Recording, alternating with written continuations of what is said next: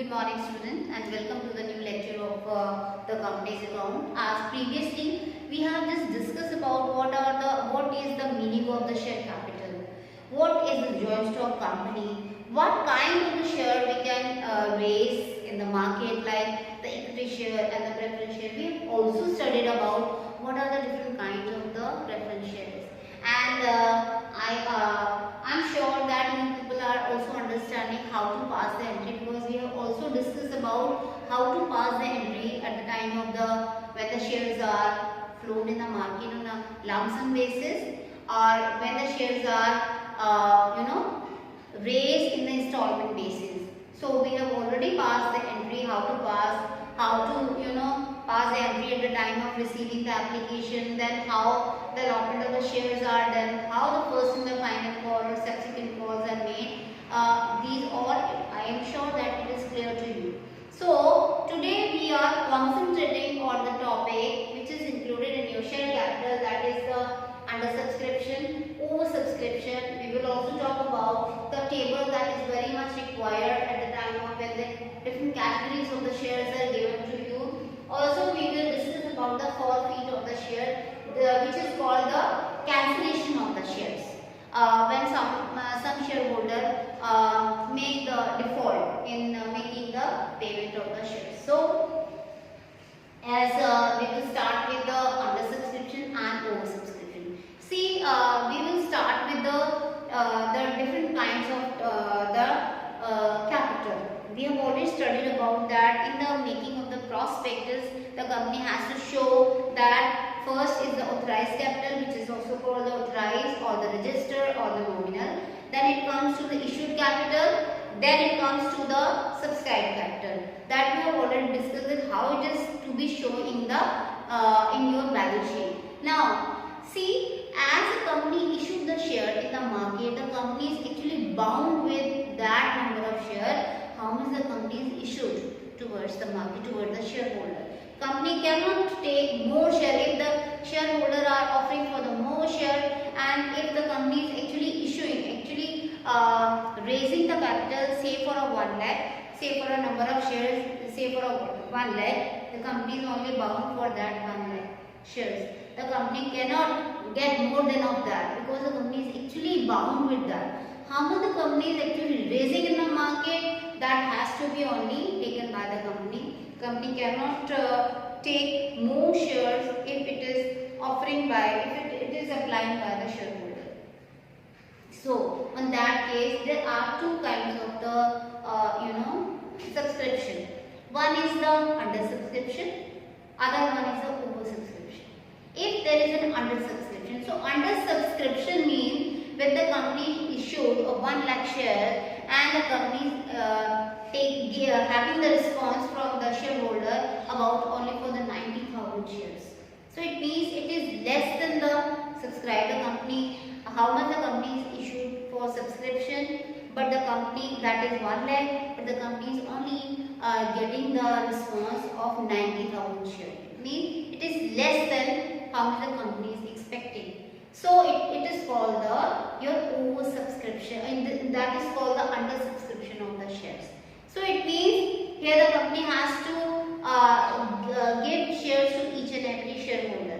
There is no any other question, there is no twist in it, but the twist arises when the shares are oversubscribed. Oversubscribed means if the company is actually raising the share with the 1 lakh of the shares, but the shareholder giving more response, more than that. It means the company is getting 1,50,000 shares, but the company cannot get, as I am explaining, they cannot get that 50,000 more shares, because the company is only bound for that 1 lakh that is issued in the market.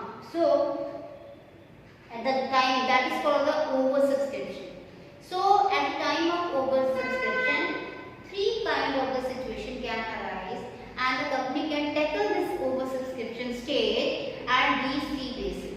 That is, first is the rejection of extra or excess share. Second is the pro rata basis or proportionate basis, and third one is the combination of the rejected and the pro rata basis. It will be the combination of these two. So I just want to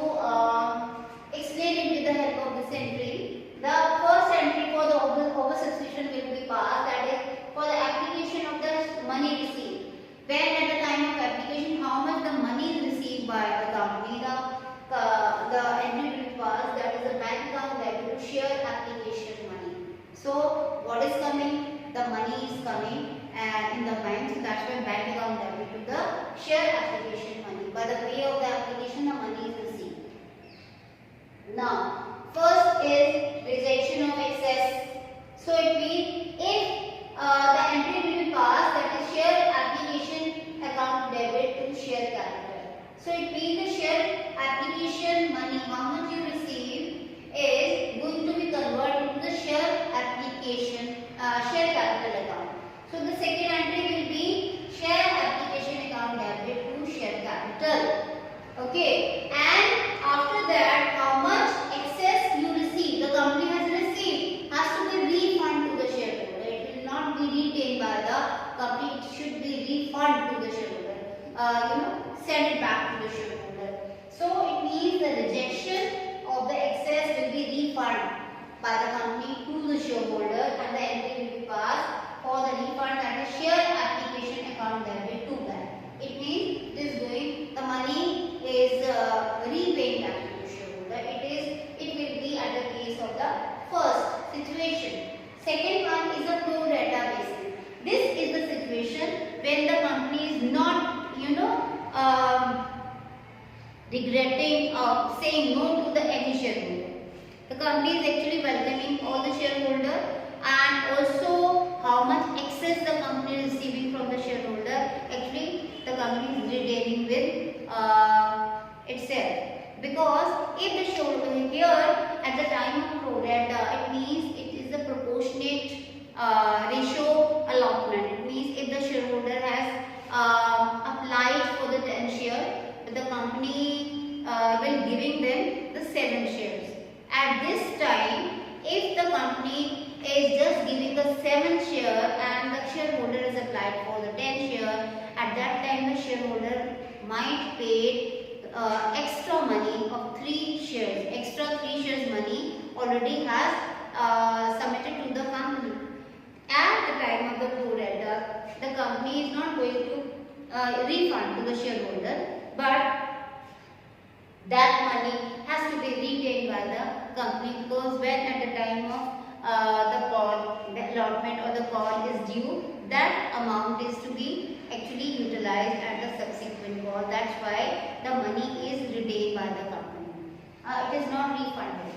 Second combination, so the entry will be the money is adjusted at the pro rata. That's why this, for the second case, the entry will be for the excess money, that is share application account debit to share allotment account and to share calls in area. It means how much the excess money that has to be adjusted for the share allotment or might be for the subsequent calls.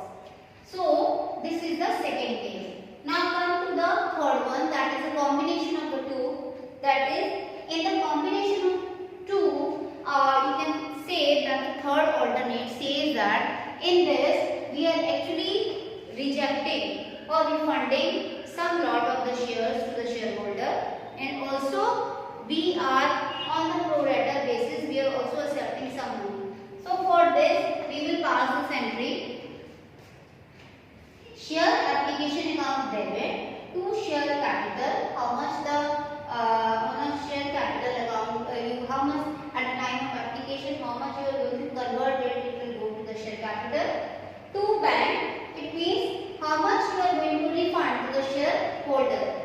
Also to the share allotment and to subsequent call. This is actually the subsequent calls you are going to adjust. So this is all about the oversubscription. These are the 3 alternatives. You can do it at the time of pro rata basis or at the time of the oversubscription. Now come to this table. This table is going to be very much useful when you are going to attempt the question of the share capital, because it is very much useful at the time of working on. It is kind of a map you are preparing, and with the help of this table you can easily calculate all the amount related to the how much amount will go to the share allotment or the share capital, how much refund you are going to be repay back to the shareholder. So this is a table, you can observe it. Now see, first there is a category. How many categories the company has made, you can mention it. then the share applied and share allotted. That's very much important because in the pro rata, share applied might be more than the share allotted by the company. So next is the money received, the share money received. Third one is how this share application money is received by or channelized to the different calls. That is to be shown now. Now see, calculation of amount due but not received in case of the pro rata. So in case of the pro rata, if some amount is not received by any of the shareholder, how you are going to calculate it? For this, if there is a pro rata, you are to be very much clear about there are the two words, that is the share applied and share allotted. You have to be calculated that for the particular defaulted shareholder. That if a defaulted shareholder, how much that defaulted shareholder has applied for and how much the company has paid or allotted the share. So when the share allotted is given, you are to be calculated the applied share. You should be taken into consideration, or you should be very much clear about what is given and what is to be calculated must be come upside. That's why total here when the share allotted is given, you have to calculate the applied share and the entry will be total share applied or total share allotted multiplied by number of share allotted. Here it means that you have to calculate the applied share, that's why it is on the upside. And when the share applied are given, you have to be calculated the share allotted. How? That's very easy. The total share allotted will go upside divided by the share applied multiplied number of share applied. Okay, with the help of these two you can easily calculate the share allotted as well as share applied. What is needed by you and what is not given, you can easily be calculated. Now the calculation of amount due but not received or not paid by the holder. How you will calculate the amount due on allotment, how much total amount you have to calculate the total amount of allotment that has to be calculated by the share allotted multiplied by the your allotment money. You have to calculate the allotment money that is to be right here. Next, less excess money adjusted on the allotment. How much excess money is adjusted means why this excess money comes, why the portion of excess money comes, because when the shareholder applied for more share and company has given the less share or allotted the less share, it might be the portion of at that time the excess money is retained by the company. That excess money is adjusted, which is adjusted here is going to be less, and the amount due but not paid by the defaulting shareholder on the allotment, you can easily be calculated. So this is the way you can calculate the amount due but not paid by the holder. Now this is all about the applied share, calculation of applied share and calculation of the allotted share. Now the next portion is the forfeit of share. That is very important for to calculate the share cancel share, because forfeit word means forfeiture of share actually means the cancellation of the share. When at any reason the shareholder is not able to pay any of the subsequent call, his share is going to be cancelled by the company. And by passing of one entry, that is the share capital account debit, to forfeit, to allotment, to share calls. Here it means you have to very much clear about how you have to pass this entry. It's very easy. See, share capital, you will take the number of shares, how much the share is cancelled. Also you have to take not a nominal money but the called up money you have to take. Here forfeit here means the paid for, how much the shareholder has paid, and the subsequent, that is the unpaid call. Okay, now share capital account debit to paid call and to unpaid call. This is actually the entry of the call. Now see, There are two ways when a company issues the share. It might be issued by at par or it might be issued at premium.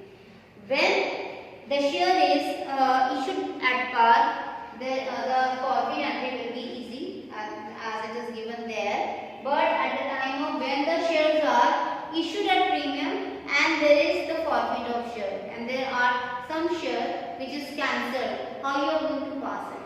At the time of the premium, when the shares are issued at premium, there might be the two situation comes.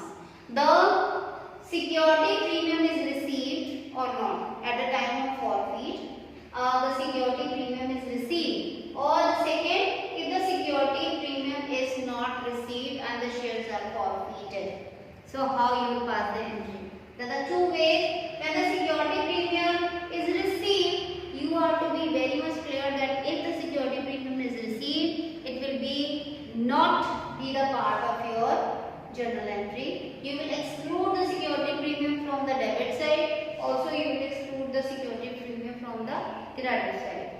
And on the second case, if the security premium is not received, the security premium at the time of allotting the share, it go to the credit side. At the time of cancellation of share, the security premium is going to be debited for passing the forfeit entry. So the entry will be for when the security premium has not received, the entry will be share capital account debit, security premium reserve account debit, to share allotment, to share calls, to forfeit. So it means also in the forfeit it's clear there is no security premium received. That's why the premium has not be the heart of forfeit. Also the premium will be not be the part of the unpaid call, because here we are also clear that when the security premium has not received, it is not received, then it will be gone to the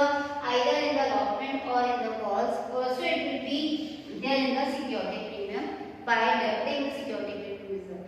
But if it is already been paid or received, security premium will neither will go to the debit side by showing like this, neither will be come to the paid call, which is a forfeit. So this is all about your forfeit, how you are going to pass the entry to the share which is forfeited at par or the share which is issued at premium, and how you will pass when the share are issued at premium and premium has received and forfeited at the time when the premium has not received. So these are the things you have to be very much clear, all these entries. So it is enough for today, and I will say good luck for the next